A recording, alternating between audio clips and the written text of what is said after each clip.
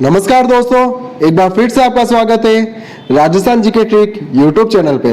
दोस्तों, जैसा कि आज 31 अक्टूबर है और आज हम भाग अ के मॉडल पेपर नंबर 8 लेकर आए हैं। आज हम टोटल 20 प्रश्न करेंगे और उन 20 प्रश्नों का डिटेल से अध्ययन भी करेंगे। तो दोस्तों, सेशन में बने रहें।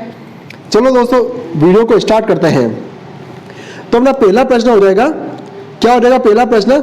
तेजा जी की पत्नी का नाम क्या था? तेजा जी की पत्नी का नाम क्या था? दोस्तों, हर बार एग्जाम में पूछा जाता है, किसी ना किसी देवता या लोक देवता की पत्नी के बारे में पूछा जाता है। तो आज मैं आपको एक ऐसी ट्रिक बताऊंगा जिसमें आप इन लोक देवताओं की पत्नियों को कभी नहीं भूलोगे। अगर मैं बताऊं तेजा जी की बात करें तो तेजा जी से हो जाएगा तेज प्रेम। क्या हो जाएगा? तेज प्रेम, यानी प्रेम से हो जाएगा पेमल डे। तेजा जी का हो जाएगा पेमल डे। क्या हो जाएगा? पेमल डे। तेजा जी के साथ पेमल डे। केलम डे की बात करते हैं तो गोगा केल। क्या हो जाएगा? गोगा केल। गोगा केल। गोगा जी की हो जाएगी केलम डे। पीपल डे की बात करते हैं तो पीपल डे हो जाएगी देव नारायण जी की। किनकी? देव नारायण जी की। क्या हो जाएगा? देव पीप। देव पीप। देव नारायण जी की क्या हो जाएगी? देव पीप। भाई फुल मदे की बात करते हैं तो फुल मदे हो जाएंगे पावरफुल। क्या हो जाएंगे? पावरफुल। पावरफुल किसकी हो जाएंगी? पाबू जी की। किनकी? पाबू जी की। जबकि गोगा केल गोगा जी की। किसकी? गोगा जी की। दोस्तों, आज के बाद आप किसी की भी पत्नियों के नाम नहीं भूलोगे। प्रश्न को वापिस रिपीट करता हूं, सुनना दोस्तों। तेजा जी की पत्नी का नाम क्या था? तेजा जी की पत्नी का नाम क्या था? तो तेजा जी की पत्नी का नाम था पेमल डे, यानी तेज प्रेम। तेज प्रेम, प्रेम से हुआ पेमल डे। प्रेम से हुआ पेमल डे। केलम दे था गोगा। गोगा के साथ हुआ केल। गोगा केल, यानी गोगा जी। जबकि पीपल डे की बात करते हैं तो पीपल डे के साथ होगा देव पीप। देव से हुआ देव नारायण जी, पीप से हुआ पीपल डे। फूल मदे की बात करते हैं तो पाव फूल। पाव से हुआ पाबू जी, फूल से हुआ फुलम दे। तो इस प्रकार दोस्तों हम ट्रिक के माध्यम से याद करेंगे ताकि हम आगे कभी इन प्रश्नों को भूल नहीं सके। चलते हैं प्रश्न नंबर 2।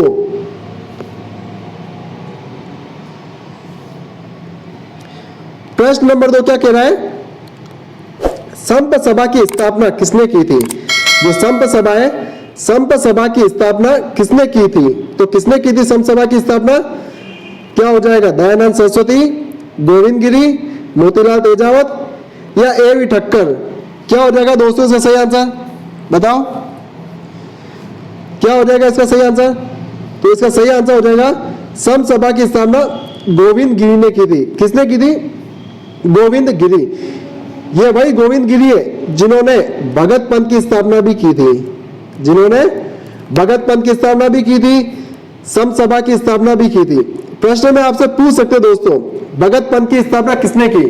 तो भगत पंथ की स्थापना भी संप सभा जो गोविंद गिरी है उन्होंने की थी। जबकि दयानंद सरस्वती की बात की जाए तो दयानंद सरस्वती ने आर्य समाज की स्थापना की थी। आर्य समाज और परोपकारिणी सभा की स्थापना की थी।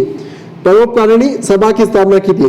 जबकि मोतीलाल तेजावत की बात की जाए तो ये वही मोतीलाल तेजावत है जो जिन्होंने एकी आंदोलन की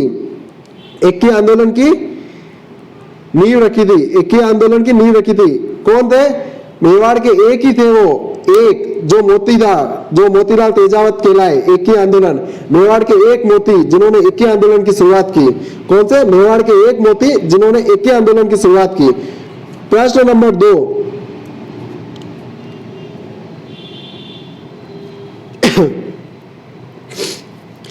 प्रश्न नंबर 2 क्या है? महाराणा प्रताप के दरबारी पंडित कौन थे? जो महाराणा प्रताप है उनके दरबारी पंडित कौन थे? रामचरण जी, शक्ति सिंह, चक्रपाणी या राघवेंद्र? तो क्या हो जाएगा सही आंसर? दोस्तों, सही आंसर हो जाएगा अपना ऑप्शन नंबर सी, चक्रपाणी। अगर हम शक्ति सिंह की बात करें तो शक्ति सिंह इनके छोटे भाई थे। कौन थे? शक्ति सिंह इनके छोटे भाई थे। राघवेंद्र की बात करें तो राघवेंद्र इनके आचार्य थे। इनके गुरु का नाम था राघवेंद्र। आचार्य थे, महाराणा प्रताप जी के गुरु थे। ये किनके गुरु थे? प्रताप जी के गुरु थे। राघवेंद्र, आचार्य राघवेंद्र इनके गुरु का नाम था। तो सही आंसर हो जाएगा ऑप्शन नंबर सी, चक्रपाणी। प्रश्न नंबर 3, प्रश्न नंबर 3 क्या है? माही परियोजना से लाभान्वित होने वाला जिला है। माही परियोजना से कौन सा जिले को अधिक से अधिक लाभ मिल रहा है? कोटा को, बूंदी को, झालावाड़ को या बांसवाड़ा को? तो दोस्तों इसका सही आंसर क्या होगा? सही आंसर हो जाएगा बांसवाड़ा।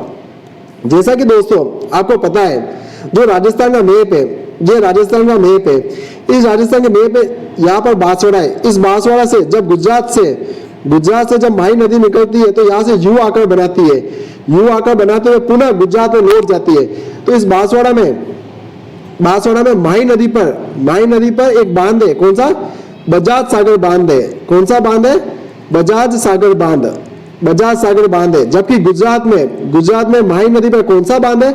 तो कड़ाना बांध है। दोस्तों दोनों बांध याद रखना, प्रश्न पूछ सकते हैं और पूछा भी गया हुआ है कि माही नदी पर कौन सा बांध है। बजाज सागर बांध और कड़ाना बांध, दोनों ही बांध माही नदी पर ही है, लेकिन राज्य अलग हो जाएंगे। जो बजाज सागर बांध है वो राजस्थान में और जो कड़ाना बांध है वह गुजरात में। इसी माही नदी पर जो कर्क रेखा से गुजरती है, राजस्थान की एकमात्र नदी जो कर्क रेखा से गुजरती है। प्रश्न नंबर 4, प्रश्न नंबर 4 क्या है? प्रधानमंत्री कुसुम योजना संबंधित है। जो प्रधानमंत्री कुसुम योजना संबंधित है किससे संबंधित दोस्तों? जो प्रधानमंत्री कुसुम योजना यह संबंधित है सौर ऊर्जा आधारित पंप से। किससे संबंधित है? सौर ऊर्जा आधारित पंप से। अगर बात की जाए प्रधानमंत्री कुसुम योजना कब आरंभ की गई? तो ये 22 जुलाई 2019 में आरंभ की गई। कब की गई? 22 जुलाई 2019। डेट याद रखना, प्रधानमंत्री कुसुम योजना कब आरंभ की गई? 22 जुलाई 2019 को। अगले प्रश्न पे चलते हैं। प्रश्न क्या बोल रहा है अगला? गुप्तकालीन भंवर माता का मंदिर कहाँ स्थित है? जो भंवर माता का मंदिर कहाँ स्थित है? पेड़वा में, चित्तौड़गढ़ में, छोटी सादड़ी में या सोजत में? तो दोस्तों कहाँ स्थित है भंवर माता का मंदिर? भंवर माता का मंदिर छोटी सादड़ी में स्थित है। और छोटी सादड़ी कहाँ पर है? छोटी सादड़ी प्रतापगढ़ में स्थित है। छोटी सादड़ी कहाँ पर स्थित है? छोटी सादड़ी प्रतापगढ़ में स्थित है। और प्रतापगढ़ किस संभाग में आता है? तो प्रतापगढ़ उदयपुर संभाग में आता है। किस संभाग में आता है? उदयपुर संभाग में आता है। छोटी सादड़ी को स्वर्ण नगरी के नाम से भी जाना जाता है।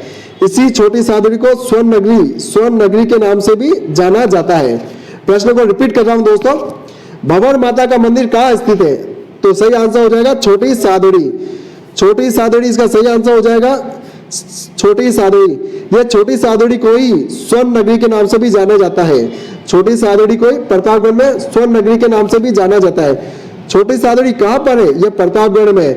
और प्रतापगढ़ किस संभाग में है? तो प्रतापगढ़ उदयपुर संभाग में है। प्रतापगढ़ किस संभाग में है? प्रतापगढ़ उदयपुर संभाग में है। अगले प्रश्न में चलते हैं। प्रश्न नंबर 5 क्या है? बिजोलिया शिलालेख में किस वंश के शासकों की उपलब्धियों का उल्लेख किया गया है? जो बिजोलिया शिलालेख में किस वंश के शासकों का उल्लेख किया गया है? तो किस वंश के किया गया है? चौहान वंश के किया गया है। किस वंश के किया गया है? चौहान वंश। अगर चौहान वंश आया है तो चौहान वंश से संबंधित कुछ जानकारी देखते हैं। चौहान वंश की नींव किसने रखी? तो चौहान वंश की नींव रखी थी वासुदेव चौहान ने रखी थी। वासुदेव चौहान ने रखी थी। कब रखी थी? 551 ईस्वी में रखी थी। 551 ईस्वी में रखी थी। कहां पर रखी थी? साकम्बरी नामक स्थान पर। कहां पर रखी थी? साकम्बरी नामक स्थान पर रखी थी। यह वही वासुदेव चौहान है जिन्होंने सांबर झील का निर्माण कराया था। सांबर झील का निर्माण करवाया था। और इन्हीं वासुदेव चौहान ने अपनी राजधानी आई छत्रपुर रखी थी। अपनी राजधानी क्या बनाई थी? आई छत्रपुर बनाई थी। तो इस प्रश्न को मैं रिपीट करता हूं दोस्तों, सुनना आराम से, प्रश्न इंपॉर्टेंट है। बिजोलिया शिलालेख में किस वंश से संबंधित है? बिजोलिया शिलालेख में किस वंश की उपलब्धियों का उल्लेख किया गया है? तो किस वंश की? चौहान वंश के बारे में देखते हैं। तो चौहान वंश की नींव किसने रखी? वासुदेव चौहान ने रखी। कब रखी? 551 ईस्वी में। वासुदेव चौहान, जिन्होंने चौहान वंश बसाया था शाकंभरी नामक स्थान पर, और आई छत्रपुर को अपनी राजधानी बनाया। इन्हीं वासुदेव चौहान ने सांबर झील का निर्माण भी कराया था। इन्हीं वासुदेव चौहान ने सांबर झील का निर्माण भी कराया था। चलते हैं प्रश्न नंबर 6 पे। प्रश्न नंबर 6 क्या है? कौन सा पेट्रोलियम उत्पाद स्थल जैसलमेर में स्थित है? भाग्यम, घोटारू, मंगला या ऐश्वर्य? तो कौन सा हो जाएगा? Option number B, घोटारू। जो घोटारू है वो कहां पर स्थित है? जैसलमेर में। अगर बात की जाए भाग्यम की, मंगला की और ऐश्वर्या की, तो ये हो जाएंगे बाड़मेर में स्थित है। कहां पर स्थित है? बाड़मेर में स्थित है। प्रश्न नंबर 7 क्या है? निम्नलिखित में से प्रश्न नंबर 7 क्या है? निम्नलिखित में से किस संस्कृति को बनास संस्कृति कहा जाता है? किस संस्कृति को बनास संस्कृति कहा जाता है? तो दोस्तों, किस संस्कृति को बनास संस्कृति कहा जाता है? विराट को, आहड़ को, रेड को या गणेश्वर को? किसको कहा जाता है? तो ये कहा जाता है बनास संस्कृति, आहड़ संस्कृति को कहा जाता है। किसे कहा जाता है? आहड़ संस्कृति। अब दोस्तों, प्रश्न यहां से एक प्रश्न बनता है कि बनास संस्कृति, आहड़ संस्कृति को तो कहा जाता है, लेकिन किसने कहा? तो ये किसने कहा? डॉक्टर सांकलिया ने। डॉक्टर सांकलिया ने बनास संस्कृति को आहड़ संस्कृति कहा। इस बनास संस्कृति जो किस नदी पर स्थित है? यह बेड़च व बनास नदी के आसपास स्थित है, जहां पर इसके पुरातत्व स्थल मिलते हैं। चलते हैं प्रश्न 8 पे। प्रश्न नंबर 8 क्या कह रहा है? जोधपुर का मेहरानगढ़ दुर्ग किस पहाड़ी पर स्थित है? जो जोधपुर है, जोधपुर में दुर्ग है, कौन सा? मेहरानगढ़ दुर्ग की अगर बात की जाए तो इसी मेहरानगढ़ दुर्ग को मयूर ध्वजगढ़ दुर्ग के नाम से भी जाना जाता है। क्यों जाना जाता है? क्योंकि इसकी आकृति मोर के समान है। मेहरानगढ़ दुर्ग को मयूर ध्वजगढ़ के नाम से भी जाना जाता है। क्यों जाना जाता है? क्योंकि इसकी आकृति मोर के समान है। अब मेहरानगढ़ दुर्ग किस पहाड़ी पर स्थित है? त्रिकुटा पहाड़ी पर, सोनगिरी पहाड़ी पर, चिड़ियाटूक पहाड़ी पर या बासंद्रा पहाड़ी पर? तो किस पहाड़ी पर स्थित होगा? चिड़ियाटूक पहाड़ी पर स्थित है। कौन सी पहाड़ी पर? चिड़ियाटूक पहाड़ी पर स्थित है। अगर बात की जाए बासंद्रा पहाड़ी पर, तो बासंद्रा पहाड़ी कहां पर है? बासंद्रा पहाड़ी अपने सज्जनगढ़, जिस पर सज्जनगढ़ अभ्यारण्य स्थित है। सज्जनगढ़ जो कहां पर है? उदयपुर में। जो राजस्थान का दूसरा अभ्यारण्य है, सबसे छोटा दूसरा अभ्यारण्य सज्जनगढ़, जो बासंद्रा पहाड़ी पर स्थित है, सज्जनगढ़ अभ्यारण्य। जबकि त्रिकुटा पहाड़ी पर पूछा जाए तो त्रिकुटा पहाड़ी पर कौन सा दुर्ग स्थित है? जैसलमेर दुर्ग स्थित है। कौन सा है? जैसलमेर दुर्ग। अगर पूछा जाए जालोर, जो सोनगिरी पहाड़ी पर स्थित है, वो हो जाएगा जालोर दुर्ग। जालोर दुर्ग कौन सी पहाड़ी पर स्थित है? सोनगिरी पहाड़ी पर स्थित है। प्रश्न को रिपीट कर रहा हूं, सुनना आराम से और समझने की कोशिश करना। जोधपुर में एक दुर्ग है, कौन सा? मेहरानगढ़ दुर्ग, जिसकी नींव रखी गई थी 1459 में। करणी माता के हाथ से इसकी नींव रखी गई थी। मेहरानगढ़ दुर्ग जो चिड़ियाटूक पहाड़ी पर स्थित है। कौन सी पहाड़ी पर? चिड़ियाटूक पहाड़ी पर स्थित है। और इसी चिड़ियाटूक पहाड़ी पर स्थित है मेहरानगढ़ दुर्ग, जिसकी आकृति मोर के समान होने के कारण इसे मयूर ध्वजगढ़ भी कहा जाता है। बात करें त्रिकुटा पहाड़ी की, तो त्रिकुटा पहाड़ी जो जैसलमेर में स्थित है, और जैसलमेर दुर्ग बना हुआ है। प्रश्न स्वर्णगिरी पहाड़ी पे आते हैं, तो स्वर्णगिरी पहाड़ी जो जिसमें जालोर दुर्ग स्थित है, और बासंद्रा पहाड़ी पे सज्जनगढ़ दुर्ग स्थित है। इस प्रकार दोस्तों पहाड़ी भी याद हो गई और दुर्ग के नाम भी याद हो गए।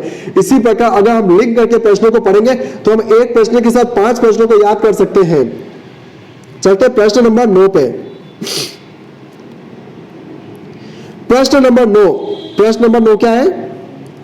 राजस्थान में सूती वस्त्र उद्योग की स्थापना सर्वप्रथम किस जगह आरंभ की गई? कोटा में, अलवर में, जयपुर में या ब्यावर में? तो किस जगह आरंभ की गई? ये की गई ब्यावर में की गई।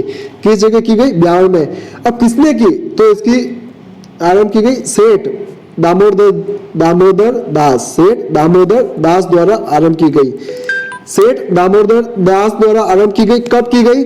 17 जुलाई 1889 में। 17 जुलाई 1889 में सूती वस्त्र उद्योग की स्थापना की गई। कहाँ की गई? ब्यावर में, सेठ दामोदर दास द्वारा। राइट। चलते प्रश्न 10 पे। आमेर के किस शासक को फर्जंद की उपाधि दी गई? आमेर के किस शासक को फर्जंद की उपाधि दी गई? दोस्तों अगर फर्जंद की बात करें तो फर्जंद क्या होता है? बेटा। फर्जंद होता है बेटा। और बेटे की उपाधि किसे दी गई? बेटे की उपाधि दी अकबर ने दी। किसे दी? अकबर ने दी मान सिंह को दी। फर्जंद का अर्थ होता है बेटा और बेटे की उपाधि दी अकबर ने किसे दी? मान सिंह को। किसे दी? मान सिंह को। इसी मान सिंह को मनसबदारी दी। इसी मान सिंह को मनसबदारी दी। कितनी मनसबदारी दी? 7000 मनसबदारी दी। 7000 मनसबदारी की। मनसबदारी की बात करें तो मनसबदारी होता है रैंक, यानी रैंकिंग, पद, रैंक। बात करें भगवान दास, तो भगवान दास मान सिंह जी के पिता का नाम था और भारमल भगवान दास जी के पिता का नाम था। उदय सिंह की बात करें तो ये उदय सिंह मारवाड़ के थे। और मारवाड़ के उदय सिंह को मोटा राजा की उपाधि दी गई। मोटा राजा की उपाधि दी किसने दी? मोटा राजा की उपाधि अकबर ने दी थी। प्रश्न को रिपीट कर रहा हूं, सुनना दोस्तों। आमेर के किस शासक को फर्जंद की उपाधि दी? आमेर के किस शासक को फर्जंद की उपाधि दी? फर्जंद का अर्थ होता है बेटा और बेटे की उपाधि दी अकबर ने। किसको दी? मान सिंह को दी। किसको दी? मान सिंह को दी। यह वही मान सिंह है जिसे मनसबदारी दी गई। कितनी मनसबदारी? 7000 मनसबदारी। मनसबदारी का अर्थ होता है रैंकिंग, पद। और भगवान दास जो मान सिंह जी के पिता का नाम था भगवान दास, और भारमल जो भगवान दास जी के पिता का नाम थे। और यह वही भारमल है जिनकी पुत्री का विवाह अकबर के साथ हुआ था।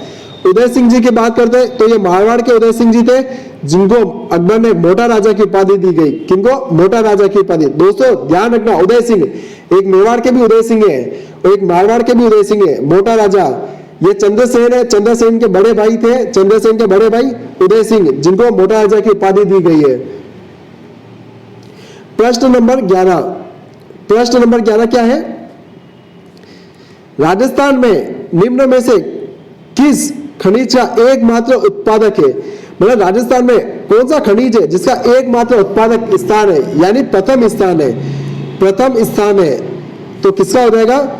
वोलेस्टोनाइट का। वोलेस्टोनाइट जो राजस्थान में इसका प्रथम स्थान है, जबकि दूसरा स्थान हो जाएगा गुजरात, जबकि प्रथम हो जाएगा राजस्थान, दूसरा हो जाएगा गुजरात। कितना? 88% राजस्थान में उत्पादन होता है। 88% राजस्थान में उत्पादन होता है वोलेस्टोनाइट का। जबकि राजस्थान में पूछे तो ये उदयपुर और प्लस अजमेर में इसका उत्पादन होता है। प्रश्न को सुनना, एक बार फिर से सुनना। राजस्थान में निम्न में से किस खनिज का एकमात्र उत्पादक है? तो वोलेस्टोनाइट का। कितना? 88% वोलेस्टोनाइट राजस्थान में होता है, उत्पादन होता है। इसलिए राजस्थान का प्रथम स्थान है। देश में पूछे तो राजस्थान का प्रथम स्थान है, जबकि दूसरा स्थान हो जाएगा गुजरात का। और राजस्थान में वोलेस्टोनाइट कहाँ उत्पादन किया जाता है? तो ये उत्पादन होता है गुजरात, उदयपुर और अजमेर में। कहाँ होता है? उदयपुर और अजमेर में। सही आंसर हो जाएगा ऑप्शन नंबर सी। प्रश्न नंबर 12 पे चलते हैं अपन। 1857 की क्रांति के समय मेवाड़ के महाराणा कौन थे? दोस्तों ध्यान रखना, 1857 की क्रांति के समय पूछा गया है। मेवाड़ के महाराणा कौन थे? सज्जन सिंह, फतेह सिंह, स्वरूप सिंह या भोपाल सिंह? तो सही आंसर हो जाएगा स्वरूप सिंह सही आंसर हो जाएगा। जो मेवाड़ के महाराणा थे 1857 की क्रांति के समय, स्वरूप सिंह। जबकि भोपाल सिंह की बात करें तो ये थे 1956 में एकीकरण के समय थे, एकीकरण के समय थे, एकीकरण के समय राजस्थान का जब एकीकरण हुआ तो राजस्थान के एकीकरण के समय ये थे, कौन थे? राजस्थान के एकीकरण के समय महाराणा भोपाल सिंह थे। ये वही महाराणा भोपाल सिंह है जो राजस्थान, जो संयुक्त राजस्थान में जिन्हें राज प्रमुख बनाया गया है। संयुक्त राजस्थान की स्थापना दो संघ से मिलकर बनी थी, दो रियासतों से मिलकर बनी गई थी, मत्स्य संघ और राजस्थान संघ से मिलकर संयुक्त राजस्थान की स्थापना की गई थी। यह वही भोपाल सिंह है जहां पर उदयपुर में संयुक्त राजस्थान की राजधानी उदयपुर को बनाया गया था। संयुक्त राजस्थान संघ की राजधानी उदयपुर की बनाई गई थी। चलते हैं प्रश्न नंबर 13। प्रश्न नंबर 13 क्या है? राजस्थान का प्रथम रोपवे किस जिले में आरंभ किया गया था? राजस्थान का प्रथम रोपवे किस जिले में आरंभ किया गया था? जालौर, उदयपुर, जयपुर, अजमेर। क्या हो जाएगा इसका सही आंसर दोस्तों? तो सही आंसर हो जाएगा जालौर हो जाएगा। कब हुआ था? यह हुआ था 2006 में। अगर तारीख पूछे तो 20 दिसंबर, अगर तारीख पूछे तो 20 दिसंबर 2006 में। जबकि दूसरा रोपवे अपने उदयपुर में है जो 2008 में बन गया था, 8 जून 2008 में। कौन सा मंदिर? करनी माता मंदिर पे। उदयपुर में कौन सा मंदिर पे बना गया दूसरा रोपवे? करनी माता मंदिर। जबकि जालौर में ये कौन से? सुधा माता मंदिर पे बनाया गया है। कौन सा? सुधा माता मंदिर पे बनाया गया है। प्रश्न को रिपीट करना, सुनना। राजस्थान का प्रथम रोपवे किस जिले में आरंभ हुआ? तो ये हुआ जालौर में। कब हुआ? 2006 में। तारीख पूछे तो 20 दिसंबर। किस जगह? सुधा माता मंदिर पे। जबकि दूसरा रोपवे उदयपुर में है। कब? 2008 में आरंभ हुआ था। 8 जून 2008 में आरंभ होकर कंप्लीट हो चुका था। और ये कहां पर है? करनी माता, उदयपुर के जो करनी माता मंदिर है वहां पर स्थित है। प्रश्न आगे की ओर चलते हैं।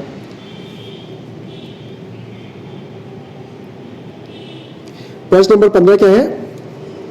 प्रश्न नंबर 15 है 1857 की क्रांति को दबाने के लिए बीकानेर के किस शासक ने अंग्रेजों की सैन्य सहायता दी? मतलब कौन सा शासक था वो बीकानेर का जिसमें अंग्रेजों की सहायता की? डूंगर सिंह, रतन सिंह, सरदार सिंह या रतन सिंह? तो कौन हो जाएगा? सरदार सिंह। जो सरदार सिंह थे, बीकानेर के सरदार सिंह थे जिन्होंने अंग्रेजों की सहायता की। क्या की? अंग्रेजों की सहायता की। राजस्थान के वे शासक जिन्होंने अंग्रेजों की सहायता की। तो सही आंसर हो जाएगा सरदार सिंह। प्रश्न नंबर 16 क्या है? प्रश्न नंबर 16 1921 में चांदखेड़ी नामक घटना किस आंदोलन से संबंधित है? चांदखेड़ी नामक घटना किस आंदोलन से संबंधित है? दुधवा किसान आंदोलन, बेगू किसान आंदोलन, बराड़ किसान आंदोलन या शेखावटी किसान आंदोलन? किस आंदोलन से संबंधित है? तो इसका सही आंसर हो जाएगा बेगू किसान आंदोलन। सही आंसर क्या हो जाएगा? बेगू किसान आंदोलन। जो बेगू किसान आंदोलन है इसका सही आंसर हो जाएगा बेगू किसान आंदोलन। वो बेगू किसान आंदोलन कहाँ आरंभ हुआ था? ये कहाँ आरंभ हुआ था? यह आरंभ हुआ था मेवाड़ में। कहाँ पर हुआ था? मेनाल में किस जगह? बेरकुंड स्थान पे, बेरकुंड नामक स्थान पे हुआ था। बेगू किसान आंदोलन जो आरंभ हुआ था मेवाड़ रियासत में कहां पर? मेनाल में। और मेनाल में कहां पर? बेरकुंड नामक स्थान पे। जबकि अपन बात करें किसकी? दुधवा किसान आंदोलन की। कौन सा? दुधवा किसान आंदोलन। जो दुधवा किसान आंदोलन बीकानेर में हुआ था। कहां पर हुआ था? बीकानेर में। और बराड़ किसान आंदोलन बूंदी में। और शेखावटी किसान आंदोलन शेखावटी में। हो गया प्रश्न याद हो गया दोस्तों? एक ही प्रश्न से 4 प्रश्न याद हुए। जो दुधवा किसान आंदोलन की अगर अपन बात करें तो दुधवा किसान आंदोलन जो कहाँ हुआ था? बीकानेर में हुआ था। बेगू किसान आंदोलन जो कहाँ हुआ था? मेवाड़ में। कौन से? मेनाल में हुआ था, बेरकुंड नामक स्थान पे हुआ था। शेखावटी किसान आंदोलन शेखावटी क्षेत्र में हुआ था। जबकि बराड़ किसान आंदोलन बूंदी में हुआ था। चलते प्रश्न आगे की ओर। सीता माता वन्य जीव अभ्यारण्य, कौन सा अभ्यारण्य? सीता माता वन्य जीव अभ्यारण्य राजस्थान के किस जिले में स्थित है? प्रश्न में पूछा है अभयारण्य में सीता माता वन्य जीव अभयारण्य राजस्थान में किस जिले में स्थित है? उदयपुर, प्रतापगढ़, चूरू, बारां। कहाँ हो जाएगा? तो सही आंसर हो जाएगा प्रतापगढ़। क्या हो जाएगा? प्रतापगढ़। यह वही प्रतापगढ़ है जहां पर सीता माता वन्य जीव अभयारण्य है। इसी सीता माता वन्य जीव अभयारण्य में उड़न गिलहरी प्रसिद्ध है। कौन सी प्रसिद्ध है? उड़न गिलहरी प्रसिद्ध है। इसी सीता माता अभयारण्य में लव कुश की क्या स्थली लवकुश की लवकुश कुंड स्थित है। लवकुश कुंड स्थित है। क्या हो जाएगा? लवकुश कुंड स्थित हो जाएगा। बात करें उदयपुर की तो उदयपुर में सज्जनगढ़ अभयारण्य हो जाएगा। कौन सा अभयारण्य हो जाएगा? सज्जनगढ़ अभयारण्य जो बासंद्रा पहाड़ी पर स्थित है। बासंद्रा पहाड़ी पर स्थित है। चूरू की बात करें तो ताल छापर अभयारण्य हो जाएगा। कौन सा? ताल छापर अभयारण्य जो काले हिरण के लिए प्रसिद्ध है। काले हिरण के लिए प्रसिद्ध है। बारह की अगर बात करें, किसकी? अगर बारह की बात करें तो बारह में कौन सा रहेगा? शेरगढ़ अभयारण्य। शेरगढ़ अभयारण्य जो सांपों की शरण स्थली के लिए प्रसिद्ध है। सांपों की शरण स्थली के लिए प्रसिद्ध है। शरण स्थली। तो इस प्रकार से हमें एक साथ ही अनेक प्रश्न याद हो गए हैं। प्रश्न रिपीट करता हूं। सीता माता वन्य जीव अभयारण्य कहां पर है? सीता माता वन्य जीव अभयारण्य प्रतापगढ़ में। कहां पर है? प्रतापगढ़ में। और प्रतापगढ़ में लवकुश कुंड भी है और प्रतापगढ़ में उड़न गिलहरी के लिए प्रसिद्ध है। किसके लिए प्रसिद्ध है? उड़न गिलहरी के लिए। उदयपुर की बात की जाए तो उदयपुर में सज्जनगढ़ अभयारण्य प्रसिद्ध है। सज्जनगढ़ अभयारण्य जो राजस्थान का दूसरा सबसे छोटा अभयारण्य है, जो कौन सी पहाड़ी पे बना हुआ है? बासंद्रा पहाड़ी पे बना हुआ है। कौन सी पहाड़ी पे? बासंद्रा पहाड़ी पे। बात करें चूरू में तो चूरू में ताल छापर अभयारण्य है। कौन सा? ताल छापर अभयारण्य जो काले हिरण के लिए प्रसिद्ध है। बारह की अगर बात करें तो बारह में शेरगढ़ अभयारण्य है जो सांपों की शरण स्थली के लिए प्रसिद्ध है। किसके लिए? सांपों की शरण स्थली के लिए। तो सही आंसर हो जाएगा ऑप्शन नंबर बी प्रतापगढ़। प्रश्न नंबर 19। प्रश्न नंबर 19 क्या है? घूंघट, गुंगड़ी, बांद्रा, इमली क्या है? घूंघट, गुंगड़ी, बांद्रा, इमली क्या है? यह क्या हो जाएगा? तारागढ़ अजमेर की प्राचीर की विशाल बुर्ज के नाम, मारवाड़ की लोक परंपरा में जातियों की गोत्र के नाम, राजस्थानी खान पान की विधियों के नाम, या मेवाड़ में आंचलिक स्त्रियों के पहनावे के नाम। तो क्या हो जाएगा सही आंसर? तारागढ़ है अजमेर की प्राचीन विशाल बुर्जों के नाम हो जाएगा। ऑप्शन नंबर ए सही आंसर हो जाएगा। ऑप्शन नंबर ए सही आंसर हो जाएगा। Option number A. प्रश्न नंबर 20। प्रश्न नंबर 20 क्या है? सम्राट अकबर ने किस संत को फतेहपुर सीकरी में आमंत्रित किया था? किस संत को फतेहपुर सीकरी में आमंत्रित किया था? रामचरण जी, जसनाथ जी, दादू दयाल जी या रज्जब जी? सम्राट अकबर ने किस संत को फतेहपुर सीकरी में आमंत्रित किया? रामचरण जी, जसनाथ जी, दादू दयाल जी या रज्जब जी? तो किससे आमंत्रित किया था? दादू दयाल जी को आमंत्रित किया गया था। दादू दयाल जी जिनका जन्म कहाँ हुआ था? जिनका जन्म हुआ था अहमदाबाद में हुआ था। कहाँ हुआ था? गुजरात के अहमदाबाद में हुआ था 1544 ईस्वी में। 1544 ईस्वी में गुजरात के अहमदाबाद में हुआ था। बात करें रज्जब जी कौन थे? रज्जब जी कौन थे? रज्जब जी इनके शिष्य थे। रज्जब जी कौन थे? रज्जब जी दादू दयाल जी के शिष्य थे जो जीवन भर दूल्हे के वेश में रहते। जीवन भर दूल्हे के वेश में रहते। जसनाथ जी जिन्होंने जसनाती संप्रदाय चलाया था। जसनाती संप्रदाय 36 नियम चलाए थे इन्होंने। कितने नियम चलाए थे? 36 नियम। जबकि रामचरण जी ने राम स्नेही संप्रदाय की स्थापना की थी। रामचरण जी ने राम स्नेही संप्रदाय की स्थापना की थी। प्रश्न को सुनना दोस्तों, एक बार रिपीट करता हूं। जो सम्राट अकबर थे, सम्राट अकबर ने किस संत को फतेहपुर सीकरी में आमंत्रित किया था? किससे किया था? दादू दयाल को किया था। दादू दयाल जिनका जन्म हुआ था 1544 ईस्वी में गुजरात में हुआ था। कहाँ हुआ था? 1544 ईस्वी में गुजरात में हुआ था। इनके शिष्य थे रज्जब जी थे, सुंदरदास जी थे, अनेक शिष्य थे, लेकिन इनके मुख्य शिष्य कौन थे? रज्जब जी थे। रज्जब जी जो मात्र 20 वर्ष की उम्र में ही शिष्य बन गए थे, जो जीवन भर दूल्हे की वेश में रहे थे। इनके पुत्र का नाम मिस्कन दास था, गरीब दास था। आगे जो संत दादू दयाल जी थे, जो जिनकी उत्तराधिकारी कौन बने थे? गरीब दास जी उत्तराधिकारी बने थे। जसनाथ जी की बात करें, जसनाथ जी ने जिन्होंने 36 नियम चलाए थे। जसनाथ जी जिन्होंने 36 नियम चलाए थे, इनके अनुयायी अग्नि नृत्य करते हैं। रामचरण जी की बात करें तो रामचरण जी जो राम स्टेट संप्रदाय से संबंधित है, राम स्टेट संप्रदाय के संस्थापक कौन थे? रामचरण जी थे। रामचरण जी के गुरु का नाम क्या था? कृपा राम था। रामचरण जी की प्रधान पीठ कहां पर है? शाहपुरा में है। शाहपुरा में कौन सा उत्सव मनाया जाता है? फूलडो उत्सव मनाया जाता है। कब मनाया जाता है? चैत्र कृष्ण एकादशी से पंचमी तक मनाया जाता है। हो गया दोस्तों, कितने प्रश्न याद हो गए? सही बताना दोस्तों, कमेंट करके बताना हमारा आज का वीडियो आपको कैसा लगा। दोस्तों इसी प्रकार अगर हमारे वीडियो को अगर आप लाइक करते हो तो हमें इससे मोटिवेट होंगे और आगे से आगे और नए वीडियो को लेकर आएंगे।